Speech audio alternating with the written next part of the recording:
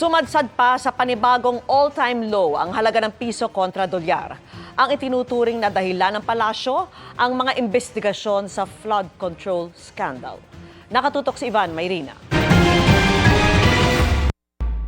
Lalo pang humina ang piso kontra dolyar at ngayong araw nagtala na naman ito ng panibagong all-time low.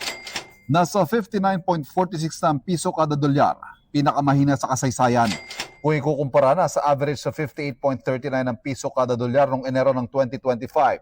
Bukod sa mga pangyayari sa ibang bansa, aminado Malacanang na isa sa mga dahilan ng paghina ng piso ang investigasyon sa maanumalyang flood control projects. Isa sa mga naging reason dito ay ang patuloy na pagpapaimbestiga ng mga maanumalyang flood control projects. Nakakaapekto po ito at daraanan po talaga ang sitwasyon na ito. Pero naniniwala daw ang Malacanang na ang pag-usad ng investigasyon at pagpapanagot sa mga may sala ay makakatulong sa pagbawi ng tiwala ng mga Pilipino at maging ng mga mamumuhunan sa gobyerno. Bagamat ganyan ang magiging consequence, minabuti pa rin po ng Pangulo na linisin po ang gobyerno laban sa maanumalyang flood control projects, laban sa mapang-abusong paggamit ng pondo ng bayan.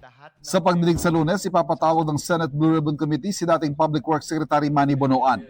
Ayon kasi sa chairman ng komite na si Senador Ping Lacson, sadya umanong niligaw ni Bonoan ng Pangulo na magsumiti ito ng maling grid coordinates sa mga flood control projects.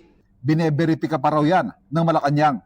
Pero hindi malinaw kung paano yan masasagot ni Bonoan dahil hindi pa siya bumabalik ng bansa mula sa Amerika.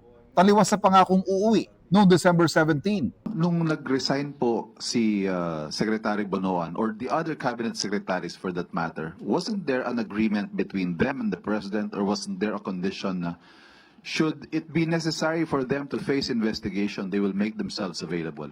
Kasunduan, wala po tayong masasabing kasunduan. Pero ang gusto ng Pangulo, maimbestigahan ang lahat ng sangkot.